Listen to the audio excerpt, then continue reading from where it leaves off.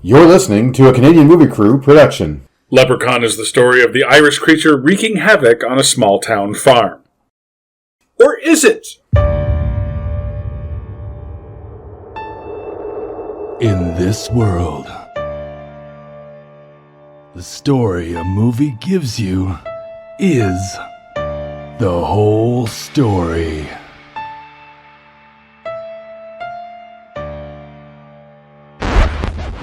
Or is it?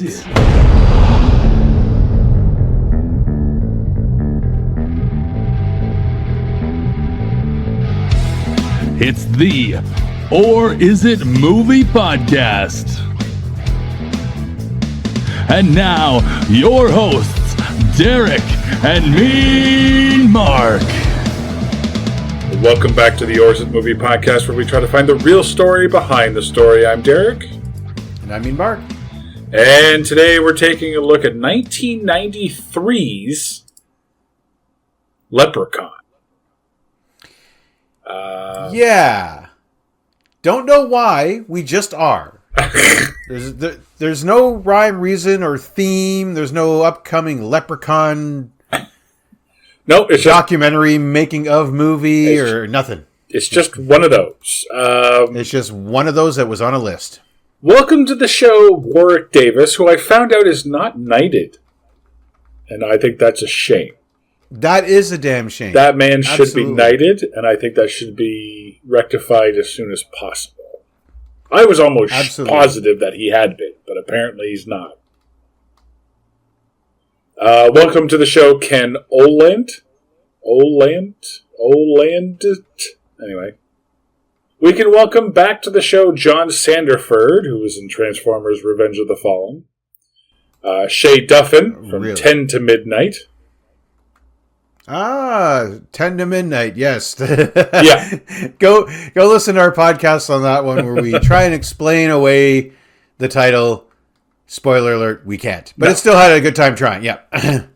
Robert High Gorman, as you remember, he was the kid from Rookie of the Year. He was one of the friends in Rookie of the Year, and he was... Oh, that's where I know this dink. And he's the kid also from Mr. Nanny as well. Oh, he was the brother of Mr. Nanny. We know what he was up to throughout his young life. Ozzy in this movie, played by Mark Holton. If you remember, he was also in Pee-wee's Big Adventure. He was the bully in Pee-wee's Big Adventure that steals the bike that starts the whole adventure. Oh, okay. So that's why some of these are familiar, yeah. And welcome back to the only person other than Warwick Davis to come out of this movie with any kind of star power, Jennifer Aniston from Mac and Me. Her uncredited appearance in Mac and Me. That's right, Mac and Me, yes. This is actually her second time on this show. Didn't have a line. She was just in the background. She was a cheerleader in the background of the McDonald's scene in Mac and Me. But that's right. Early days getting her start, her foot into Hollywood. I think she was 12, 13 years old at that time. That's right. Yeah, she was she was a high school cheerleader, yeah. Yeah. So this is set. This 1 year before her big breakout. Yes. Like everyone, or like a lot of people, I will say, like most people, it's not until 94 that I hear the name Jennifer Aniston. Yeah. Most people. I mean, sure, there were people that saw this movie in 93. It must have made at least $5 at the box office, I guess. This is a hit, actually. Get out. Oh, yeah. This is a hit. Believe it or not. That's why they made so many of them. There's like 6 sequels. On a budget of $900,000, this movie made $8.5 million. Jeepers cripes! Yeah, and in '93, that's huge. Yeah. Easily just double that on a small. Like, take any of the Blumhouse takes, right? That's pretty much the same idea. It's pretty much the same reason why Blumhouse is so successful, is because they make most of their movies for cheap. But they score big at the box office. Yeah. Like exactly. So, wow. So, yeah, this is a hit, despite how bad it is.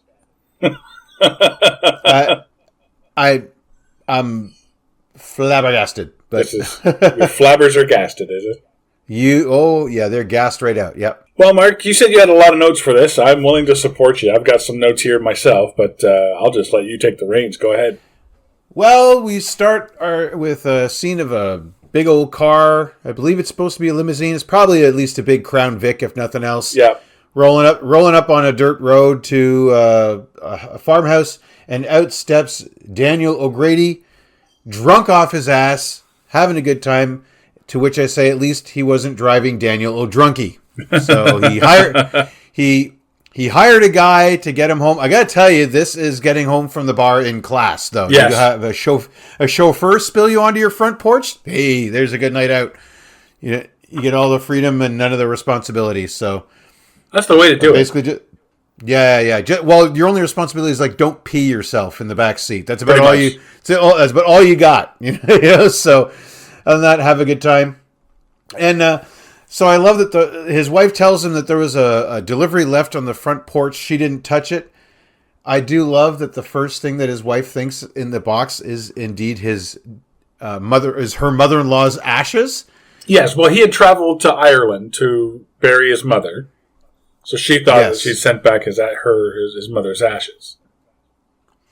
Yeah, and she must have hated that woman because she's not only disappointed when it isn't her, but she just balks at the idea that he brought back a sack of gold. It's like she's like, no, where's that woman's ashes? I hated her. You know what I mean? Like that old daughter-in-law, mother-in-law hatred. You know what I mean? Like, let's talk about the fact she that won. She didn't go. She didn't go, and she's disappointed when her dead carcass isn't hauled back to the homestead. Like there's a prequel movie where that hate runs deep. Like you got to find the right actress, and those two are just going at it over the phone day in and day out. There's something going on there. I don't know, but we never get to find out though why she hated her mother-in-law so much, but. Again, to be like, I brought home a sack of gold. Yeah, but where's that bitch? You know, like that's a deep hate. Okay, so then we find out that that he did brought back the leprechaun in a suitcase. Yes, or stowed away. So what was in the box? What's in that box? All right. The suitcase had the leprechaun. The box had... Oh, I think the box... No, what did it... It didn't have the urn, did it? Did it have Mum? Or did it just have the gold? Oh, you know what? I think it was supposed to be an urn, but he hid the pouch of gold in there. Okay. So Mum's still back in Ireland. Yeah. Or what's left of her. And so he used that whole, I'm bringing home my debt, like to hide the gold from the TSA because they're not going to look in there. Wow, he smuggled gold and a leprechaun into the United States. That's 93 for you. I'm just saying. Yeah, that's definitely pre 9/11. That's for sure. Yeah, for sure. You can't even get the buckles on the shoes past TSA now. You know what I mean? Forget about the rest of the. But this is where he says that he caught a leprechaun, and so he has to. So he's then entitled to the leprechaun's gold because 'tis the rules for pot of gold. And I wrote down. It's kind of like getting pulled over for a DUI. It's kind of like watching the body cam videos of those. It's like I know I get your gold. I know me rights. Yeah. I want me phone call. You know, talk to me, lawyer. Give me old lawyer. Gold. Yeah. Get me, yeah. Phil, a lawyer. Yeah. Well, I mean, Derek, you're a redhead, so obviously you know all the Irish myths, right? Oh, sure. Yeah. Scottish, but okay. Same thing. Okay. No, kidding. But I know you have said on this show before that you have read up on myths and legends. That was kind of one of your favorite fields of study back in school. Yeah. Are leprechauns mimics? Not that I'm aware of. That's a new one. I've never...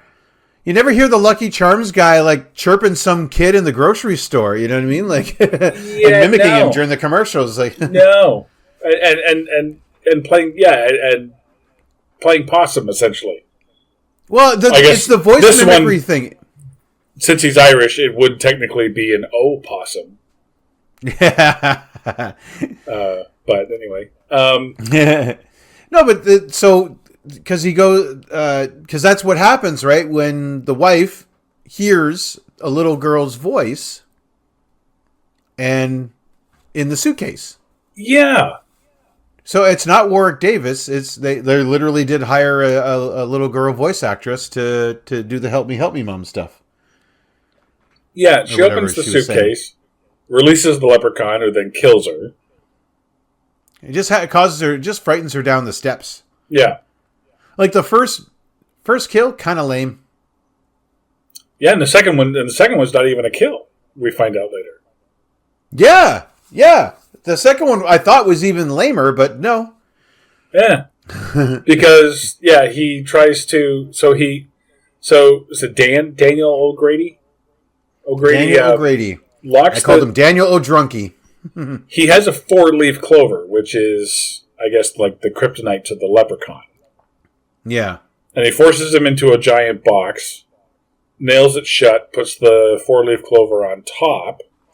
I love how they did that, by the way. You see Warwick Davis, what is it? He gets booted or he just hides behind. And so then Daniel goes, picks up the doll. That's clearly not Warwick Davis. Yes, clearly. Jams it into the wooden crate. By the way, really good to know, like who has an old-timey shipping crate with a hammer and nails at the ready just in their basement? Was he calling home ahead of time saying, I want to put mom's ashes in a secure location? Maud or whatever the wife's name is. Can you get a... Let me just throw this in. This is the old Irish tradition of always having a crate at the O ready. Oh, no. But so he has the 4-leaf clover, so he hammers everything in. Yes. And then he just daintily puts the 4-leaf clover on top. Thank you. And that's it. That like this spell just works on the entire crate. Yeah. But then he goes to dump gas on it to burn it. I'm like, aren't you going to burn your little dainty clover there? Or? Will you burn your house down? There's that. Well, I mean, after the clover's gone, yes, the house is next. Yeah. Yeah. That's what I said. It was like, you're just going to place it on the box? You're not going to tape it, nail it, glue it? I had a spare nail. Glue it. Yeah. Attach it somehow to the box so that, what eventually happens doesn't happen. Yeah, or like a light gust of wind. I thought the spider was just going to kind of have it attached to itself and just kind of, it would just stick, the hair. That was a big ass spider, just saying. Yeah. Where are they? They're in South Dakota, I think it is. North Dakota. Which we learned in the next scene after Daniel has a heart attack. No, he has a stroke. Whatever. Yeah. Pretty much. I'm sure they feel very similar. I've never had either. Looking forward to probably having one or the other at some point. They're just as debilitating. Yeah. They're just as bad. I'll let you know when I have one. So and that's the thing. The second kill is just kind of lame. Like, so far, all this leprechaun's done is say boo. Pretty much, yeah. And there it is. Like, there's no, like he's not actually actively doing anything. She falls down the stairs. He has a stroke just trying to move her body up the stairs for whatever reason. Yeah. Instead of calling an ambulance. But then we cut to a Jeep on the road. Yep, and this is Jennifer Aniston and her father driving they've bought the O'Grady house 10 years later. 10 years later. I have a theory about this scene. Okay. This driving scene. Okay. Jennifer Aniston, the poster child for good hair, probably refused to do the open air Jeep scene up close. That's why it's a chopper shot. They're like, well, we can't get her in the Jeep with the open top. Which has to be the most expensive shot in the movie. Looking at the rest of the movie. I bet you it was. The chopper shot? Yeah. Yeah. Yeah, this isn't... There are no drones in 93. So you've got a crew now that is up in the air on rented time. Because everything else takes place on what is clearly a set. Right? Yeah. You got the farmhouse. Yeah. You have the forest, and you have like the downtown area. Well, the police station. Yeah. The police station, the coin shop, and the hospital. Oh, the police station they probably got out of a Hill Street Blues episode or something like that. I think, they probably went into an actual police station. and took up like the corner of it. Well, you know what? They probably went to several small towns. Yeah, probably. And was like, yeah, you know, like the type of police station that actually locks up after dark and they don't have anyone in their prison. So they're like, sure, go ahead and knock yourselves out, man. We'll be back at 8. When policing resumes at 8 a.m. after breakfast at the diner. Just let me know if Phil gives you a hard time. Yeah. We only got one in the drunk tank. It's a good night. Go ahead. You know, yeah. And he's just always there. Yeah. Just don't go down that hall. It's fine. Phil, he knows what to do. He just puts himself to bed. It's okay. And so Jennifer Aniston is a spoiled L.A. rich girl, which I don't think anyone's going to buy that. I mean, really playing to stereotype at this point. Unbeknownst to her, she's playing to stereotype. But even then, in Mac and Me, she was playing a spoiled cheerleader. So yeah, and let's face it, a year later, that's what I'm saying. She's playing a spoiled daughter of well-to-do parents. Like, yeah, her big story arc in the first season is her getting cut off from the money and having to make a living for once. Yeah. So there you go. No one's going to buy that. Nah. So there's 3 painters, two guys and a kid. Yeah, which 3 guys. They might as well put that on the truck. They did put it on a truck. It's called 3 Guys Who Paint. There should be 2 guys and a mouthy kid who doesn't paint. Yeah. I hate this kid. There's not a lot of painting going on. Nope, and a lot of lip. A lot of this guy, a lot of this kid bullying this older guy, this what would you say? 30s? Late 20s, early 30s, early 30s? Yeah, the gentleman with, who basically painting seems to be his only venue for employment. Yeah. And whose kid is this that's just along for the ride? Friggin', it doesn't seem to be. Is it a brother? We never know.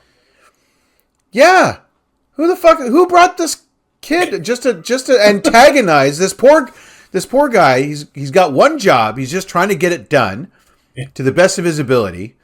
When he's not eating coins, yeah. When he's not eating coins or anything else, apparently. And then we've got the responsible one who now has to babysit them both. Who is not babysitting and is still macking on, and instead he's macking on Jennifer Aniston. Oh, sorry, who normally would be babysitting them, but there's a rich L.A. girl who looks like Jennifer Aniston in the house. So yes. You boys go play on your own because I'm busy. Yeah. Have you seen the legs on her? We all do, so. Yeah. So they're going through. There's meet cute. She wants to move into a hotel, but she doesn't because she's found this guy to be cute. So, well, she kind of decides to stay to make a point.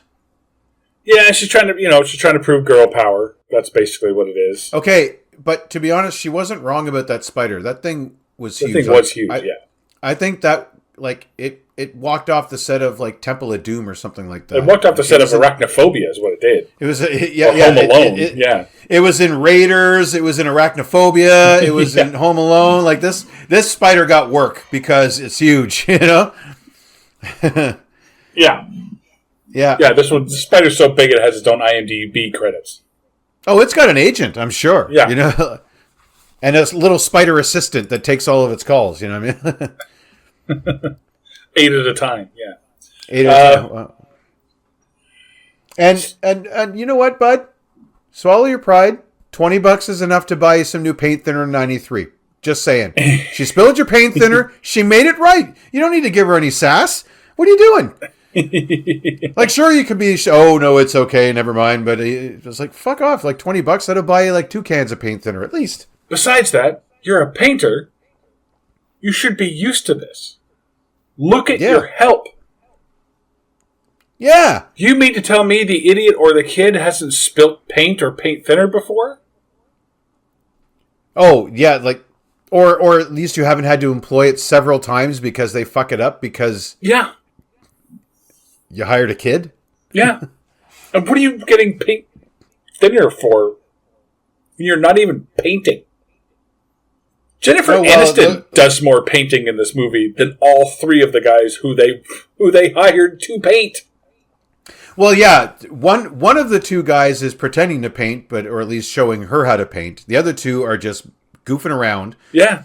The paint thinner, I think, is for Jennifer Aniston's elbows. Who gets paint on their elbows when they're painting? Did you see that? Yes.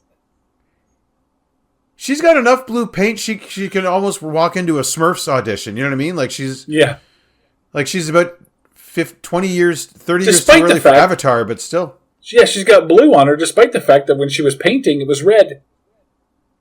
And blue.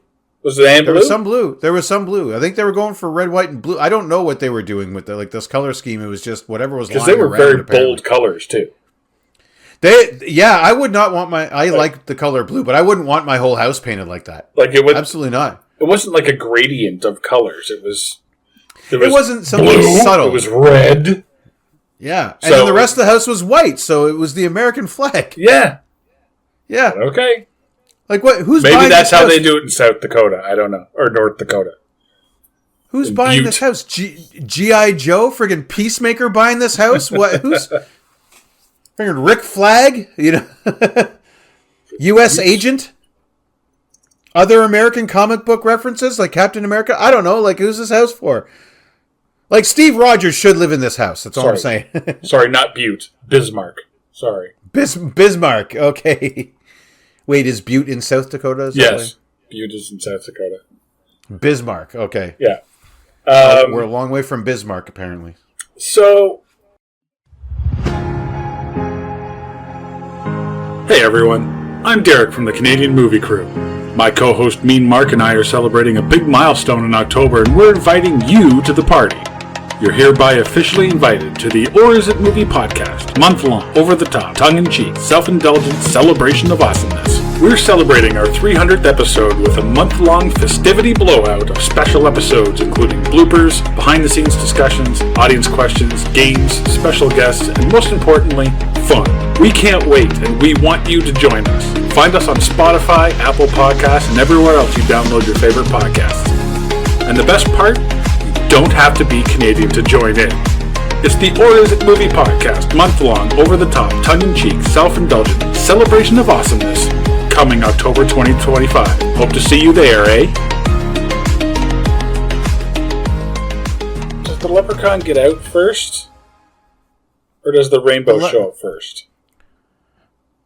Aniston goes... Oh, yeah, so Aniston goes into the basement. They have... this basement set gets used all the fuck. They're like, we built it. We're going here like at least 5 times. Yeah. And it is nice to see a horror movie shot during the day. Yeah. Yeah. Yeah. So they use the creepy basement. We'll get there. Well, I mean, for a lot of it's during the day. True. Yeah. Including, like, they do creepy basement stuffs, but they got the light coming in from the small windows there. So, it's natural lighting in the dank basement, which is, you know what? I'm here for it. That's it would still be kind of creepy, even during the day. Because it's not incredibly well lit. It's full of shit, you know? They do the rat thing. Then, I don't want to call him an idiot. I know what they were going for. He was Ozzy. There we go. Ozzy. He's kind of like, tell me about the rabbits. You know what I mean? Yeah. Yeah, well, he was the well-meaning... He's the well-meaning idiot. Yeah, that was the trope back in the 90s. Yeah. He would have a special label nowadays, but... Yeah. He was just touched. I think that's what we used to call it. Yeah. In the 70s and 80s, it would have been way worse. Oh, yeah. Yeah. So Ozzy finds himself down in the basement. I think, does he hear voices again? Isn't that what, I think the Leprechaun... The Leprechaun's doing the little girl voice again. Let me out, let me out, let me out. Yes. So then, and then just as soon as that clover is gone, is off the box, boom, he explodes out of that thing. Yeah, by the way, the four-leaf clover is dead. Yeah. It's no longer green, it's now brown, and apparently that still works. Which they do, sorry, not apparently, they contradict later. Then we find out from, well, we'll get to it. Okay. Yeah. We're dropped just a little bit of lore later on. Okay. Yeah. Oh, by the way, during all of the going up and down stairs, did you happen to notice Jennifer Aniston's shoes? They wanted you to because they show them several times, and this isn't a Tarantino movie. Is it? I don't want to tip my hand at all, but... yeah. Fair enough, but LA Gear. I had these. They were awesome. I did not have LA Gear. Oh, they were the shoe to have for 10 minutes. I had the Canadian ripoff La Gear. La Gear. La Gear, eh? Yeah.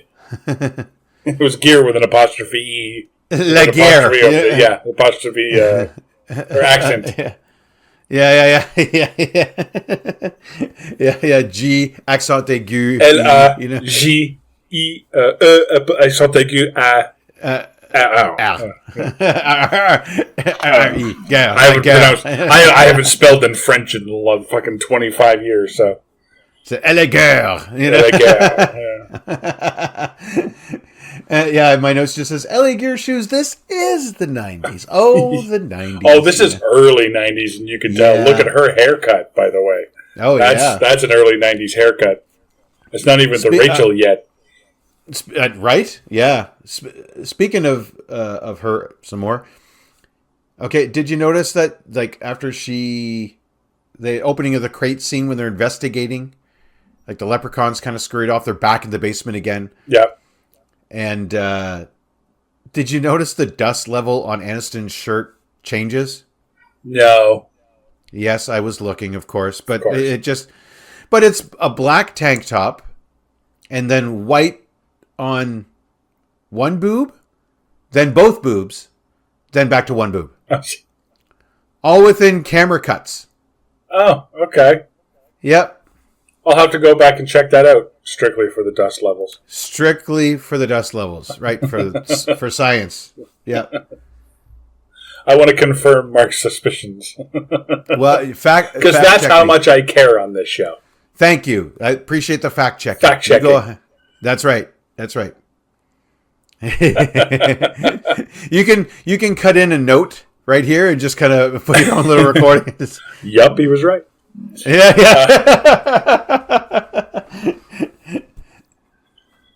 Who gets pain on their elbows when painting a house? No, okay, been there, done that. Yep. So this is where the leprechaun is hiding, and this is where the Ozzy and the kid, Alex, I think his name is. Yeah.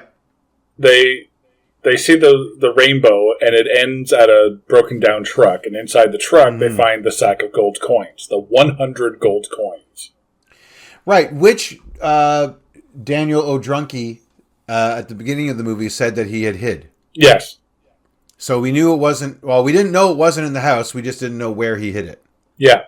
So this is the magic spot. So they find it, and so to see if it's a real gold coin, he decides to bite it. He doesn't know what biting it will prove or what he needs to see if he bites it. But he probably saw it in like a cartoon. Yeah. Well, I think we've all seen that. But okay, Mark, do you know why you bite it? To see how soft it is? And, okay. Well, really just to make sure it's not chocolate at this point. That's about all I could do is tell you if it's one of those chocolate ones or not. If it were made of any type of metal. I don't think you need to bite it to see if it's a chocolate one. I work in a scrapyard, but I wouldn't... I work in a scrapyard, but I don't go around biting the metal, so I don't know what copper tastes like. Yeah. You say, oh, it has blood has a coppery taste. Well, when was the last time you licked a penny? You know what I mean? Like, oh wait, no, I have licked a penny. Never mind. I don't know what aluminum tastes like there. Oh wait, aluminum foil. I don't know what what stainless steel. Oh shit, sinks. And gold is cutlery. somewhat soft and can be slightly deformed by bite pressure, so that's why. Yeah. Well, because back in the day there was fool's gold, right? Where people would paint things like lead to look like it. So that's that's literally what the test is. But I don't know if Ozzy even knows what he's doing. That's what I'm saying. Yeah. I think to your point, he doesn't. He's just seen somebody do that. He doesn't know what he's doing. Yeah. And then he swallows it, of course. Then he swallows it because you need to bite it in the back of your teeth, of course. Really gotta get those. Those molars on it. Okay. So he swallows it. So I was like, all right. So they take the coin. So the leprechaun pretends to be a kitten, and the dad in a tree, and the dad goes in to get the kitten. The leprechaun bites him, which sends them all to the hospital. Which sends Dad out of the movie.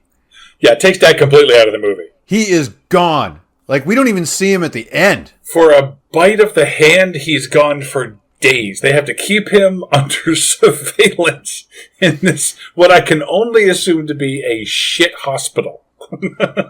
Maybe they had to transfer him to, we ain't got enough medicine for this guy. We're going to have to give him to Bismarck. They have to do they airlift him with the camera copter? That's the only way you're going to airlift him. Yep. Hey, listen, we're going to send this camera copter back to Bismarck. Do you want to take anything? Yeah, take this guy who just got a simple bite on his hand. It looks pretty bad. We wrapped it up with a bandage, but it's still bleeding.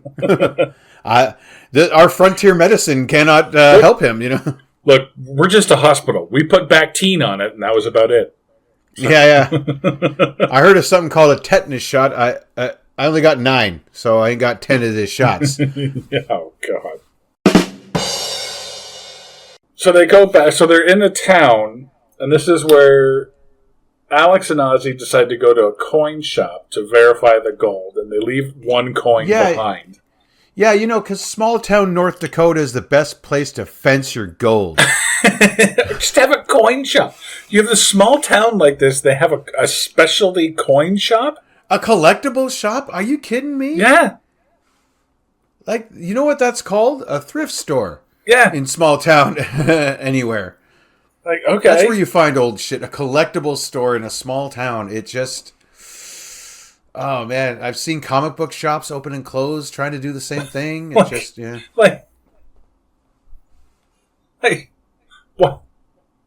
Why aren't you opening an ice store in the middle of Tuktoyaktuk, Yeah. In the Arctic Circle. Yeah. Speaking of, yeah, Jesus, exactly. You want to do bad business, Yeah, really. But by the way, our basically proto comic book guy, I guess he's just like a fat guy who knows stuff. Joe has, the collectibles guy. Yeah. Thank goodness he has the same book that's in a lot of movies with ancient stuff. You might have heard of it. It's called The Book of Answers. Oh. The one that just happens to have the same coin that happens to be in this movie. It's a very popular edition. You find a lot of fantasy that takes place either in modern day that has ancient relics from the past. You have a Book of Answers. You have ancient spell books are always the Book of Answers. Sometimes that is just what you're after is the Book of Answers. So the Book of Answers, sometimes it's the MacGuffin, right? The Book of Answers. Yep. So I think I saw this once. Pulled the exact book off the shelf. Yeah. He happens to have a book on ancient Irish coins. How specific is that? In Bismarck, of all places. Yeah, no, in like the outskirts outside of Bismarck, like where they have to camera chopper people to the hospital. Like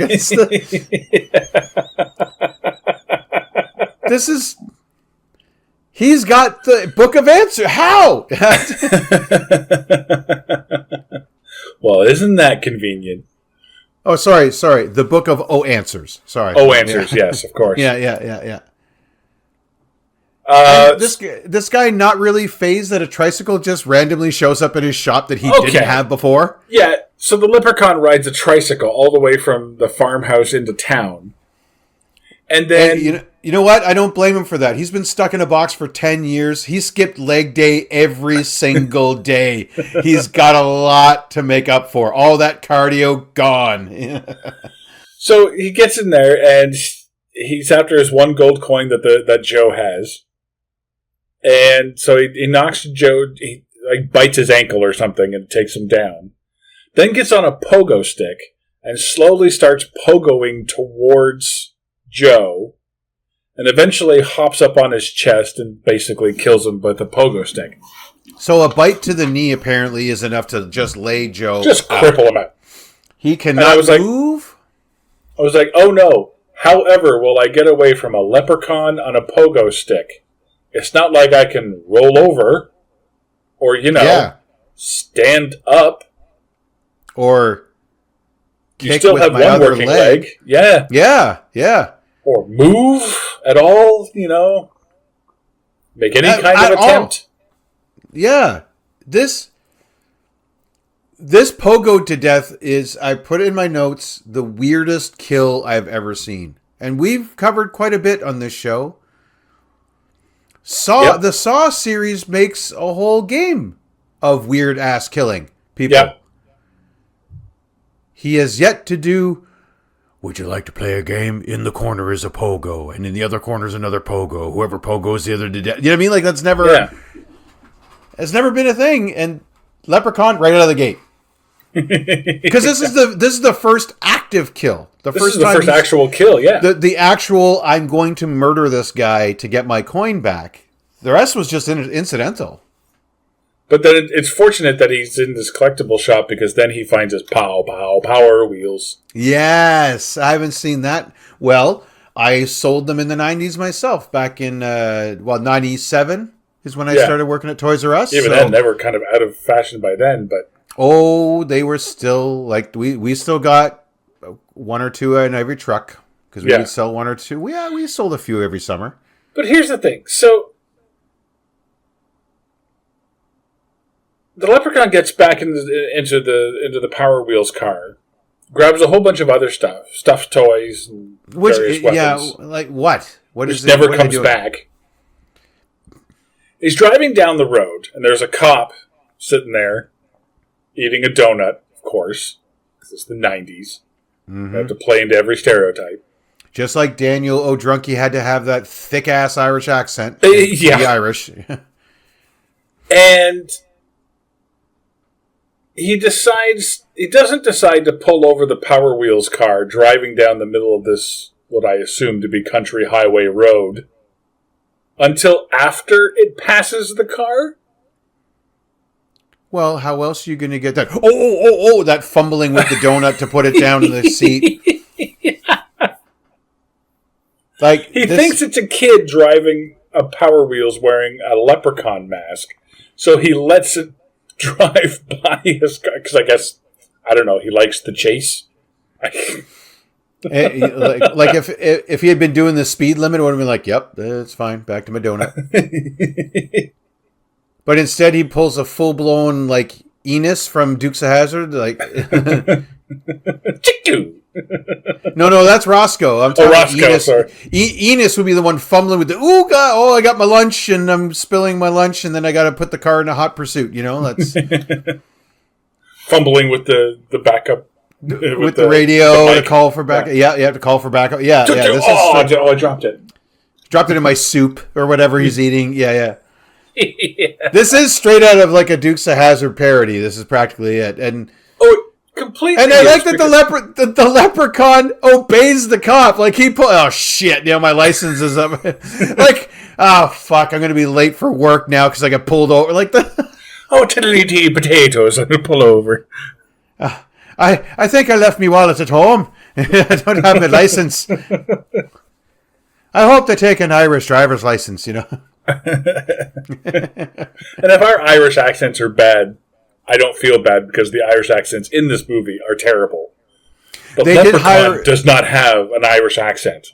They hired a Brit to play a leprechaun. But he doesn't even have an Irish accent. You'd think he would have an Irish accent. He kind of does, but it's very light. He speaks in Irish. He does what we do on St. Patrick's Day. Oh, yeah, top of the morning to ye. You know, like we speak in Irish terms, but we don't speak with the accent. Well, I think that, the actor playing O'Grady, Shay Duffin. Yeah, he's Irish, you can tell. Yeah. His wife is not. Born February 26, 1931 in Dublin. Yeah. Yeah. They all should be trying to mimic him. Yeah. So the cop pulls the leprechaun over. It's like, oh, I don't have my license on me. I'm surprised he didn't I'm surprised he didn't start unbuttoning his shirt a little bit. You know what I mean? Like just to see if he can get away with anything. Would be the problem, officer. Yeah. Oh, what a big nightstick you have. You know. Was I going just a wee bit over the speed limit? Is there anything I can do to get out of this? You know.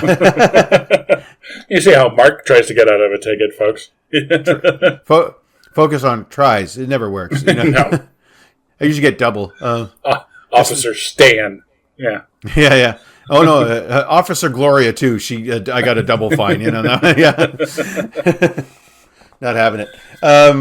But the leprechaun grabs the cop's face. This is his one move. He's got a bit. What would you call that? The claw. The claw. Yeah. Isn't that a wrestling move? That's an old timey wrestling move, right? Yeah, that's the Bear von Raschke claw. Yeah. Hang on. Was it the Ivan Putski? No, that's just the Polish hammer. Oh, I've stumped him. It's Stefan Eric. Stefan Eric claw. Oh, the Iron Fritz von Erich, yeah. Is the Iron Claw or something like that? Yeah, it was the Iron Claw, yeah. Yeah, so he iron claws, but he's got those big ass nails, which are his primary weapons, by the way. He's just got claws, like that's. Yeah, he can manipulate doors when he has enough gold coins, because the coins give him power. He's got the force when he's got enough coins. Yeah, he can move objects with his mind.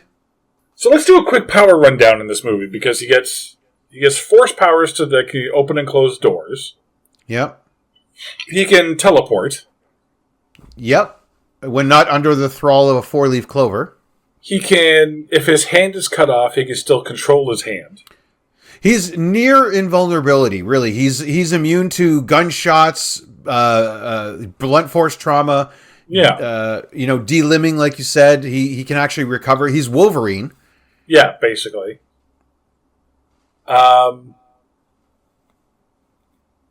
What else has he got? And he got super strength, I guess, because he does snap the cop's neck eventually. True, yeah. And the mimicry. Did we cover the mimicry? The mimicry. Does the cop... Okay, so the cop's... He grabs the cop's face. The cop does nothing to defend himself. If I may. Go ahead. So apparently, since I did some cross-country running in high school, I would have been fine to join the North Dakota Police Academy in the 90s. Yeah. It seems that standard protocol for getting assaulted during a routine traffic stop is to run into the woods by yourself. Yeah. Not get into your car, lock yourself in, call for backup. Oh, and your one weapon you still have left? Throw it away! Thank you. He has a nightstick left because the leprechaun takes and throws away the gun. Doesn't use it. Why? He doesn't use it, but whatever. Maybe he's not a fan of the First or the Second Amendment. So, well, he's Irish, so it's not really his place to. He doesn't feel like he should take a side either way. Yeah, because if there's one thing the Irish isn't known for, it's violence. Or gun use. Yeah. Okay. Terrorism. Sure. There's a couple of seasons of Sons of Anarchy that would actually. Yeah. I'm sure there's a whole revolt that was happening about this time, by the way. Yeah. In Ireland, that was maybe going on, but anyway. There's a U2 song to this effect. Yeah. So yeah, he throws the nightstick, and then I'm like, okay, good. That's a great strategy. Now he has your only weapon. But you're right. He's got the iron claw, and he does nothing. He doesn't try and lash out. No. He doesn't grab his gun or his nightstick to try and throttle this guy. Like, even pistol whip him, you know? Were these cops not taught any defense or attack techniques? This is crazy. This. Is the crime so low in North Dakota, on the outskirts of Bismarck, that this is...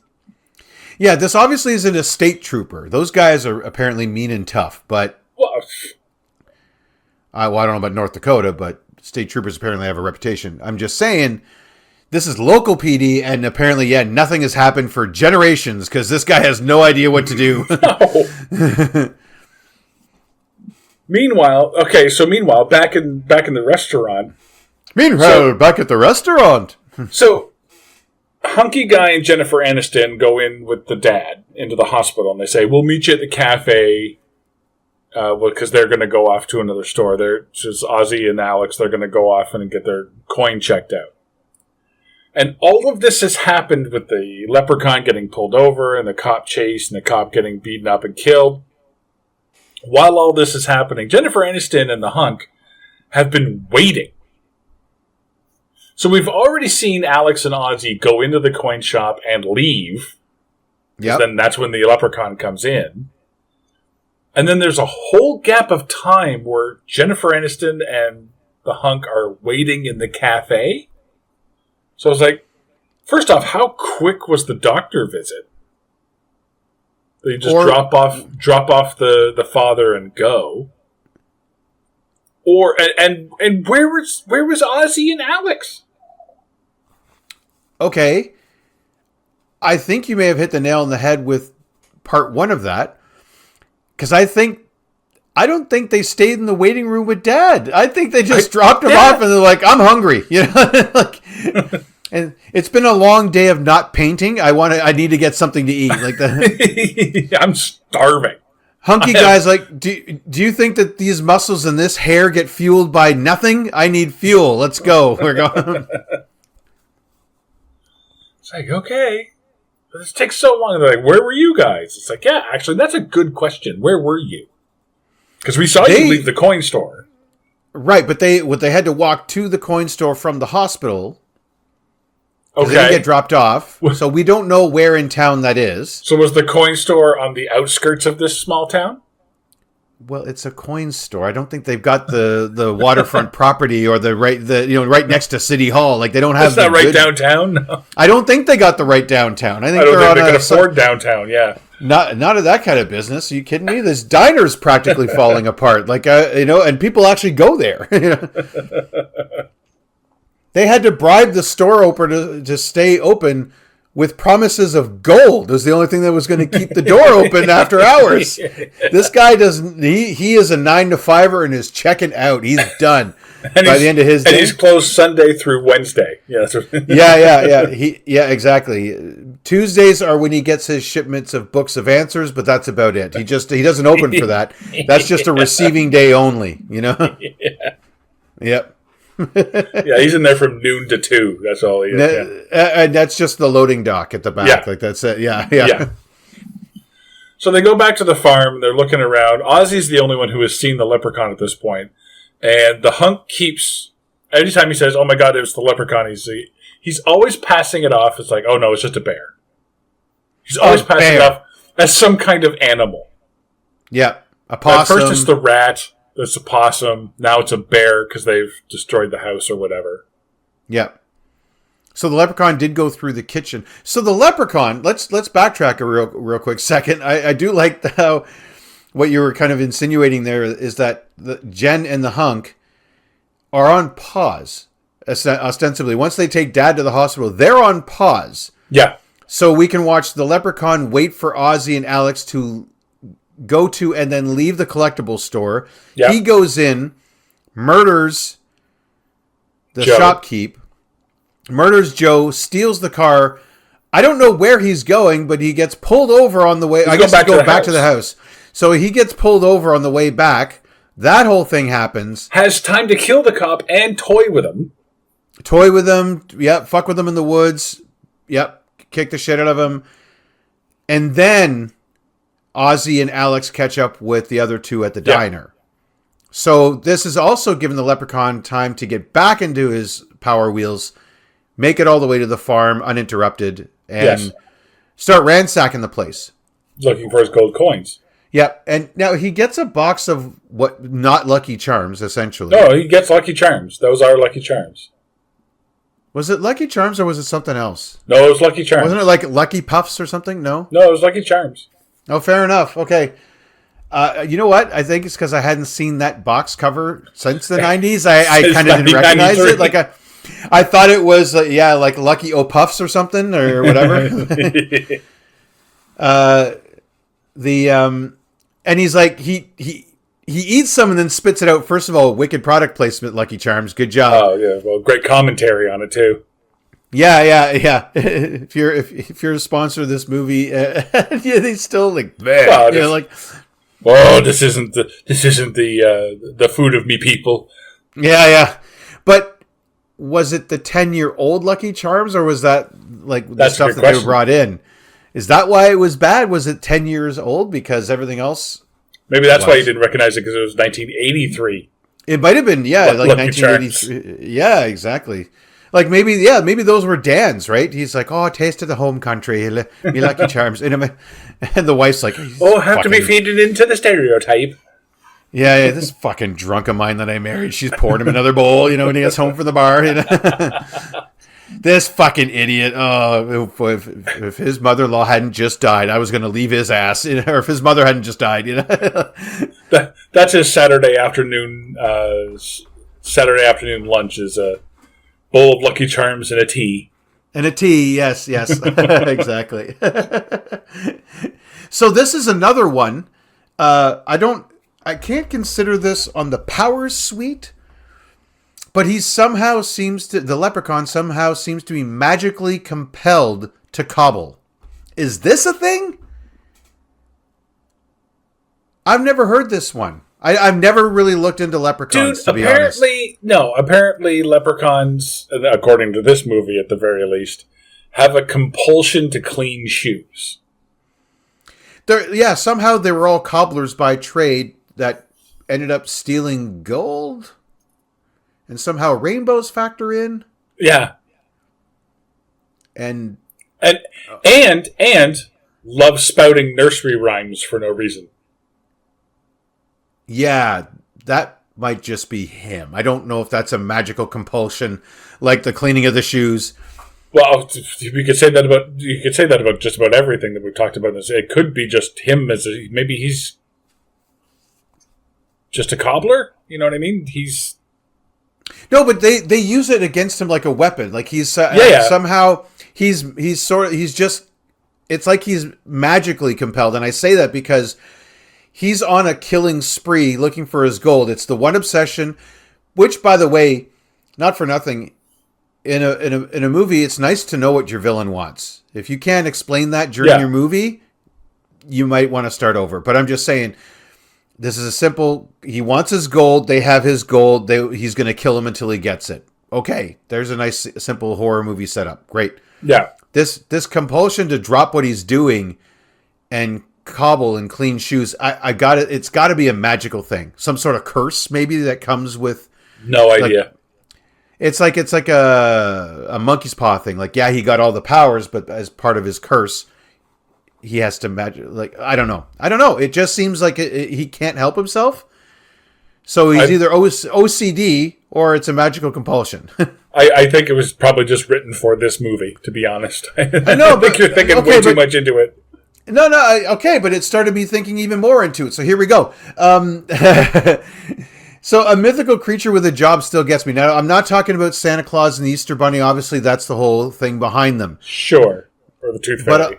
But, the Tooth Fairy. I had Tooth Fairy visit me when I was a kid. I know they got a job. That's fine. Yeah. But this idea of a monster with a job gets me. This is the thing.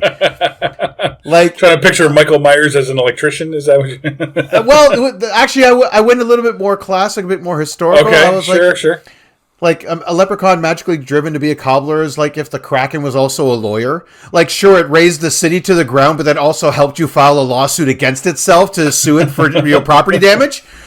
It was just magically compelled to file a court order. The insurance company to get everything you need out of everything out of your Kraken destruction. Yeah, exactly. Like that. You know what I mean? Like, it seems this weird, like it's this weird counterintuitive thing. Like he's got to just drop everything. Your Honor. I destroyed the town pretty good, and I remember because I did it myself.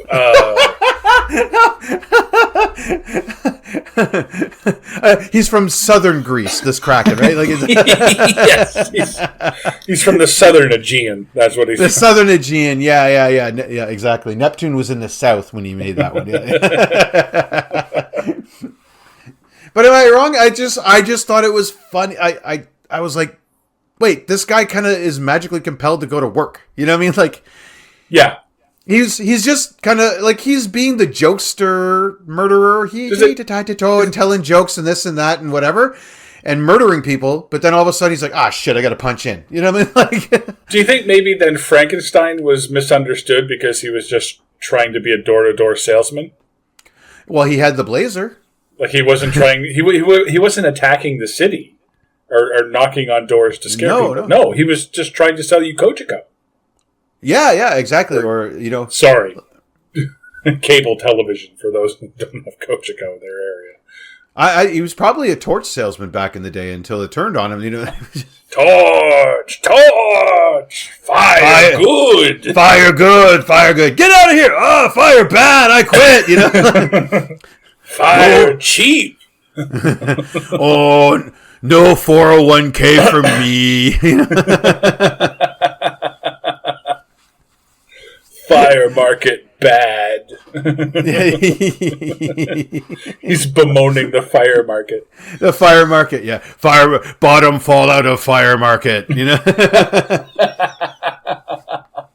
Frankenstein too late to show. Torches went corporate, Everyone have one now, All people buy from Big Torch. Big Torch. Torch Mart take me job, Anyway, let's get back to the craziness. So, actually, I kind of want to do a whole series on this monsters having jobs. That's okay. Save it for the blooper show. Yeah. So we have finally everybody sees the leprechaun, and so they're trying to get in the truck and drive away, but the truck, of course, doesn't start. Yep. So why they're not taking the brand new Jeep? No idea. Yeah, no idea. So the leprechaun jumps up to the window, and she grabs the cigarette lighter, which, ask your parents, folks, pushes it in, goes, come on. He just waits for it. Yeah, there used to be a device other than your phone plugged into that port. Yes, that's what it was originally for. Takes it out. She puts it to his nose. Warwick Davis then gently takes the lighter from Jennifer Aniston, holds the lighter to his own face. Yeah. Falls back off the truck, and then takes the lighter off. Is it just me, or was there an edit that was missed? It was just, it didn't cut soon enough. No, I think there was supposed to be a cut just before he grabbed it, and then he was going to just daintily grab it, and then the next one would be him going, ah! You know what I mean? Yeah. Like they were supposed to cut, but before the dainty grab. Yeah. Hey, maybe the Jeep doesn't start with a chopper above it. Maybe that's why they didn't take it. And at this point, Jennifer Aniston has called using her cellular telephone. Portable phone, sorry. She's called the sheriff's office, who... I know he's smoking a cigar, but did it not look like a blunt? Yeah. Yeah. And he looked pretty darn relaxed, too. Yeah, he wasn't in a real fucking rush here. This guy was not in a rush at all. Yeah. This guy was... Sheriff Cletus here is... that was John Sanderford as JD, I think. Eh? Yeah. That was him? Yeah, I think so. Yeah, just the wise older cop who's just... I'm just saying maybe he picked that up off of a traffic stop of somebody, heading to Butte. Yeah. Oh, he caught him smuggling across the border, did he? Yeah, he caught him from North to South Dakota. They were heading towards Mount Rushmore in South Dakota, and they just, Yeah. You're not taking that to my monument. I'm not going to give you a ticket, sir, but I am going to have to take that from you. Yep. Yeah, exactly. Yeah, he pulls some Super Trooper shit, Yeah. So then Jennifer Aniston says the most hilarious line in this movie. She goes, "That thing is a leprechaun, and we got to find a way to stop it." Yep. And I don't know what it is about that particular line and the way she says it, but I went back and I had to rewatch it like several times because it's like if it wasn't for my horse, I would have spent that year in college. It's kind of like one of those lines that just stop you in your tracks. Yeah, you're just like, huh? That thing is a leprechaun, and we gotta find a way to stop it. Duh. Yeah. Never mind the fact that you're nonchalantly recognizing that's a real leprechaun. Again, this is... I can't even put this into one movie trope now. This is just the inappropriate reaction. Yeah. We've seen it now. We've done many a movie on easy this acceptance show across several genres, decades worth, 13 years doing this. In almost every genre now, something weird and fantastical happens. Gods, monsters, aliens, mutants, leprechauns appear. Yeah. And it's just like, ugh. Not the, oh my life-changing fuck. You know what I mean? Like that it should be. Not, I need to sit still for 20 minutes and drink this all in because my entire world is shattered. Yeah. That's a leprechaun and we fucking got to find out how to stop it. Like it's... No, it's the Gen Z sigh of inconvenience. It's, Yeah. Oh, that is... Okay, can we add one more thing to the power suite? Sure. I guess the ability to A-team by yourself. Okay. If we can back up just before that line, that devastating line, he goes into the barn. The leprechaun goes into the barn, and you hear like a torch tinkering. Yeah, exactly. And he turns his power wheels. He's got a pitchfork welded on the front and all this armor or something like that.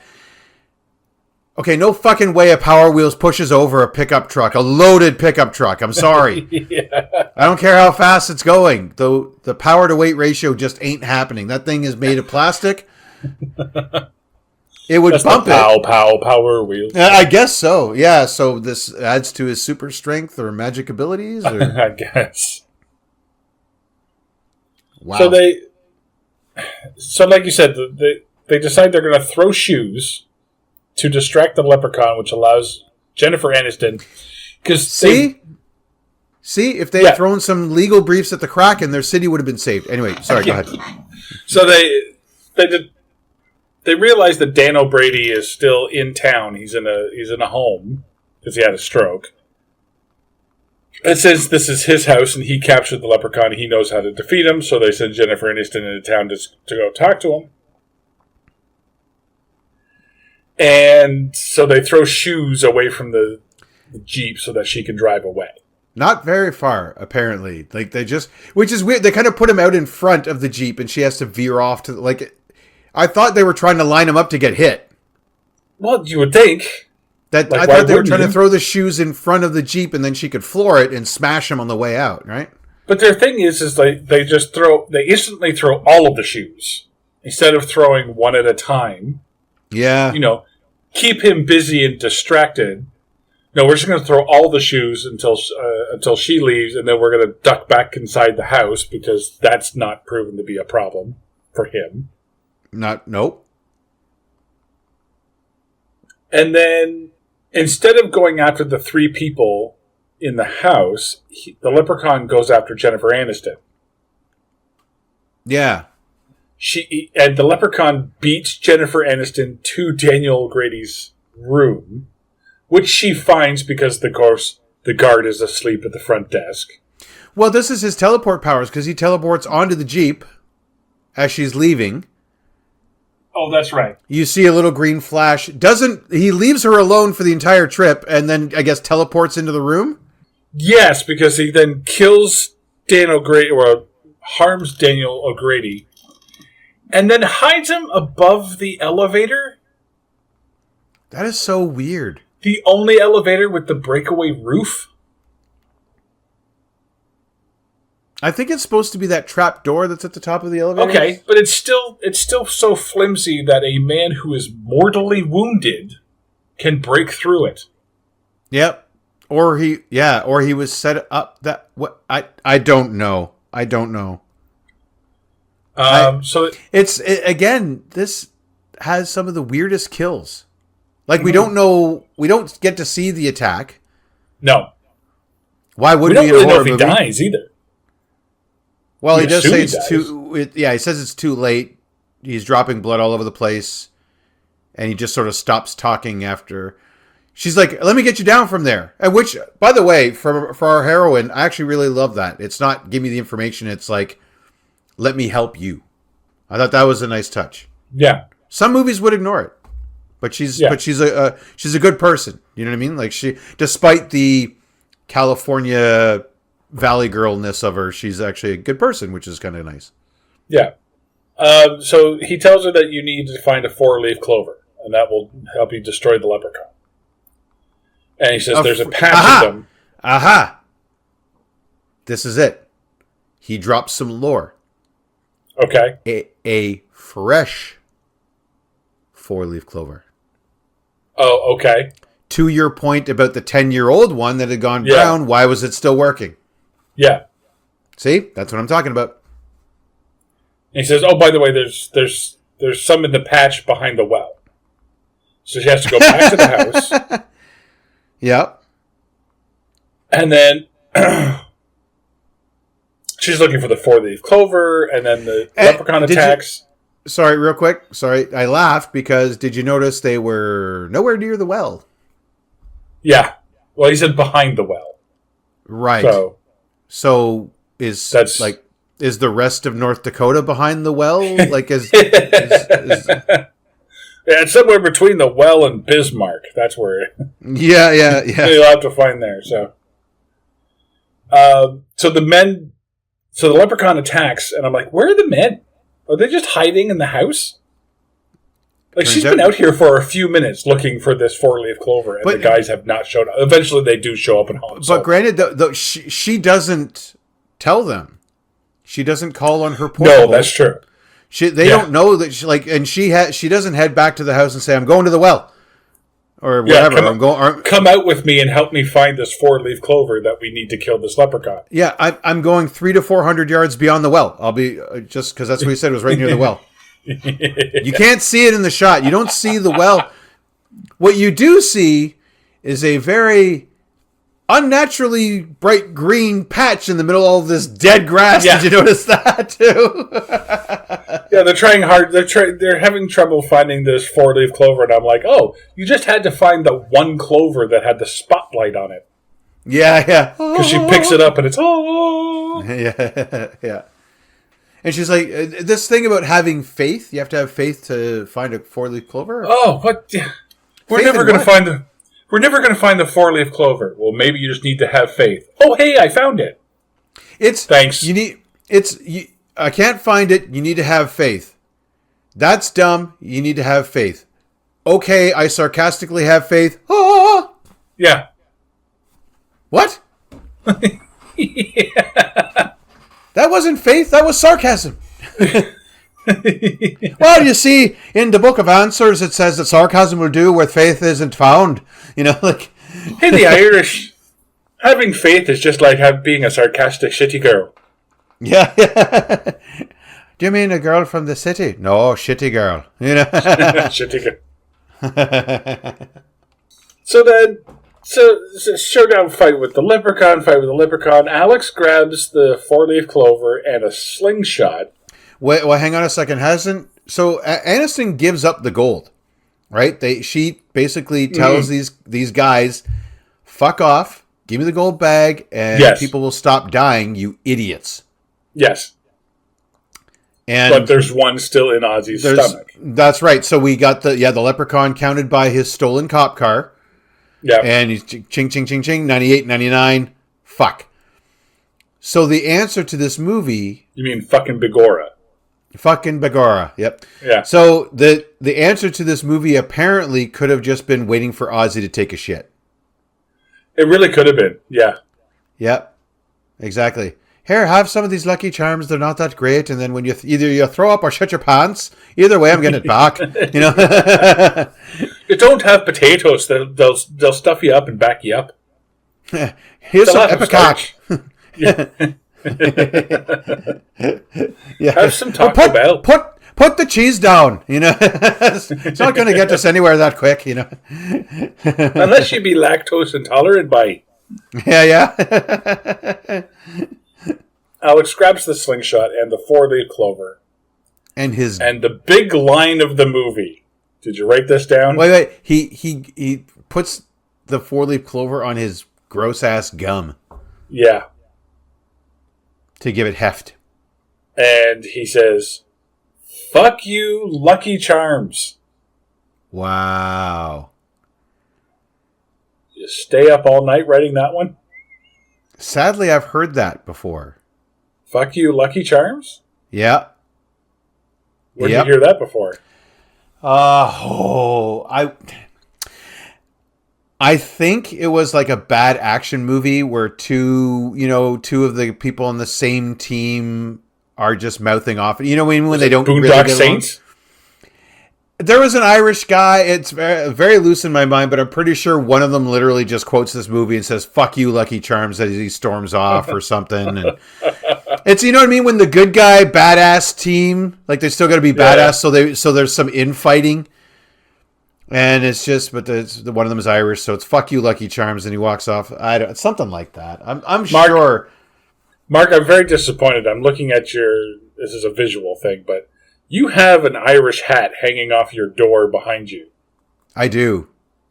And you're not wearing it for this particular show. I'm not, because of my headphones, you know. Oh, so disappointing. Anyway. Here, for the video, I'll put it on. There we go. I got this given to me for St. Patrick's Day. It's pretty awful. Ooh, better take my old glasses off. There we go. I look so dumb right now, and you're doing a screenshot. I know it. I am doing a screenshot. Yeah, absolutely. Damn right I'm doing a screenshot of that. Check out our Instagram or Facebook page to see that picture. Oh, no. I should have wore a green shirt. No, it goes well with the Flash. With the Flash, yeah. Or the Flash. Yeah. Well, I don't have a Green Lantern shirt, so there you go. There you go. Yeah. So, the Leprechaun gets shot with the 4-leaf clover, and that, I guess, releases his Irishness, I guess. We see all this green light come out of him. Something like that. Yeah, he throws up his magic. I don't know what he just gets grosser. He falls down the well, but then he climbs out, and the hunk butts him with the gun. Yeah. Back down the well. And then pours gasoline into the well. Mm-hmm. And lights it on fire. Kind of cool. Would it work, though? Because isn't there water at the end of the well? Well, I know oil and water doesn't mix, but... well, actually, it's the fumes that are burning. Yes, the fumes that would burn, and so because of the separation of the gasoline and water, it would burn on top of the water until it was extinguished. All right, thank you. See yourself out, Will. Thank you. Goodbye. Thank you. Now, that doesn't explain the explosion. No, I think it would just go poof, but a big poof. I've seen it. Yeah. Had just enough playing with fuel in like a in a steel drum. In the wilds of Canada, yeah. In the wilds of bored Canadians in the wintertime. You know what I mean? little bit of old lawnmower gas. Got to take care of that Christmas tree somehow. Yep. And it goes poof. It doesn't go like it's like it's like he didn't throw a grenade in there to light the gas. Which is. And by the way, too, it's a good thing that the match that he lights, isn't puffed out before it hits the gas, with the air resistance. Yeah, which being thrown down the well. Yeah, he doesn't have to do like a Molotov thing and light, or what I mean. Like, no, because in movies, cars always explode when they're slightly bumped, or shot in the back rear quarter panel is really dangerous to shoot a car in because you hit the gas tank and everything explodes. Yep. And matches never just go out when you throw them down. Even though if you slow down this movie, you can see him throw the match and it extinguishes before he even goes down the well. Yes, and then we cut to boom. We cut to everyone get to a safe distance and boom. Yeah. And then the police don't show up till morning. Actually, so I have to correct you again. Oh, sorry, no, he's back. There are two types of matchbooks, those that do not ever go out, as the ones you mentioned, but also those that always go out for comedic purposes. I will see myself out. Thank you, Will. Mark, you missed him. Will actually was here. I just went to take a piss. And I missed him again. That's a Pokeroo reference, folks. That's a Canadian reference. He took my hat! That bastard! Asshole. So the kid gets the kill. No, unearned. I'm sorry, movie. Did you notice that guy? Do you notice how the hunk kind of sits out the rest of the movie? The hunk earlier, we failed to mention this. He gets his foot caught in a bear trap. He gets his calf in a bear trap. That would hurt. Like he's basically hobbling around the rest of the movie. Apparently doesn't. No, I guess not. He's just limping for the rest of the movie. He basically his hunky self is slowed down to the pace that everyone else could keep up to.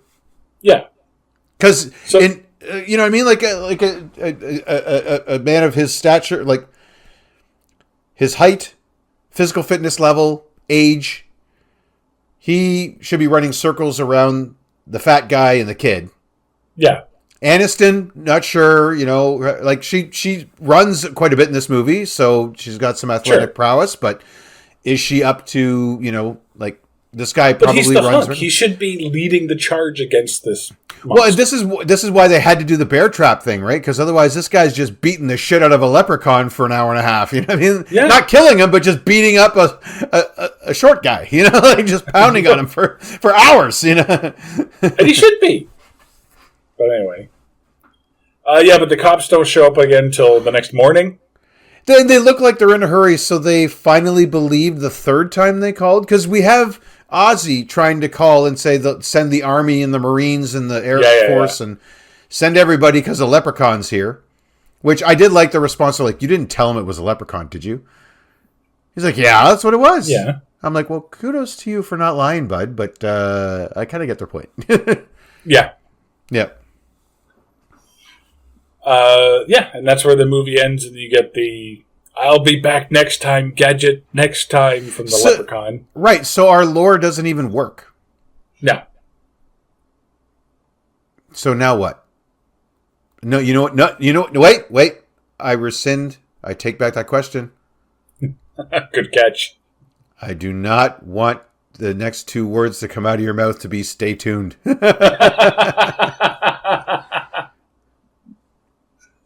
Like I said, there's 5 sequels. Oh, 5!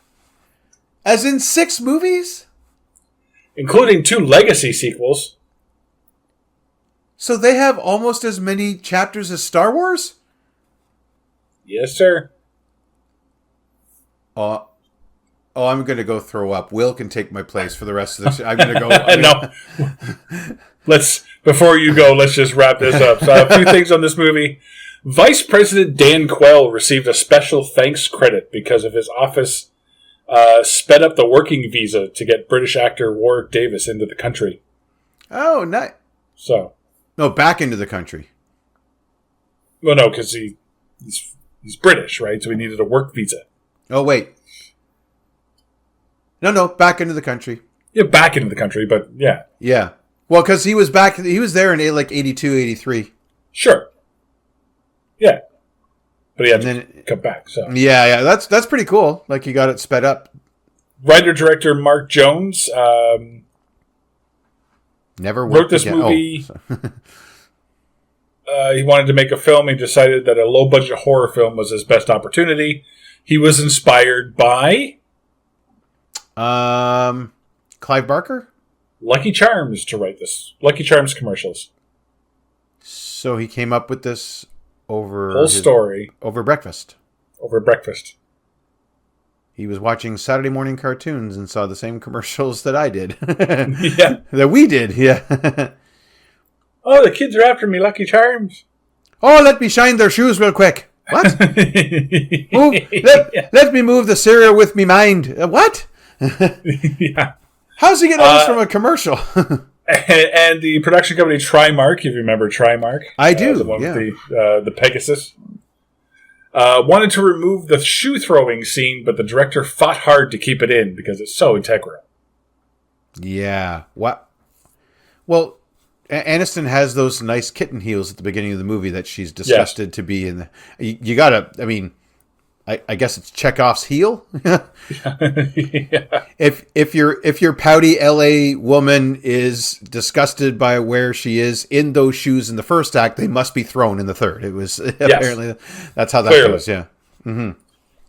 So as always on the show, we try to find the real story behind the story, Mark. Or is it LA Gear the movie? Finally. Let's face it, they can make a movie out of Clue and other stuff like that. I hear there's a Monopoly movie coming up. Why not a shoe? Oh, wait, they already did that with Air. You know, they did, actually. Yeah. That was a good movie. Okay. Or is it the worst job hired painters have done that I've seen since American Pie 2? Those dum-dums don't get much done either? No. As a matter of fact, they do breaking and entering and stealing of their dildos. So yeah, exactly. Exactly. They're on the toss-up job to see which one is worse. Yeah, really. Or is it watch Jennifer Aniston go up and down the stairs? The movie. Tickets, please. I have two. This is for WWE fans. Or is it Hornswoggle with a foot fetish?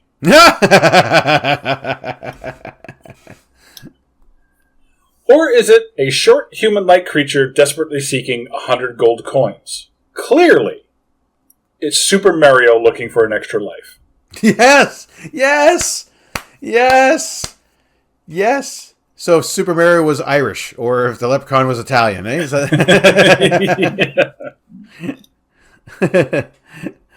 Hey, where's my fucking coins? You know. Well, this Super Mario happens to be on the edge of Brooklyn and Italy town, or Little Italy. Right, Little Ireland. Little Ireland, sorry. Yeah. Yeah, this is that part in New York where The Irishman was filmed. Yeah. The Gangs of New York. That's the Gangs of New York or whatever. Yeah. So that's going to about do it for Leprechaun. I'm Derek. Oh, and I'm Mean Mark. Join us next time. We'll take a look at the story of Bruce Banner, who when he becomes angry, he offers reasonable grounds for being believed and trusted. Edward Norton stars in The Credible Hulk.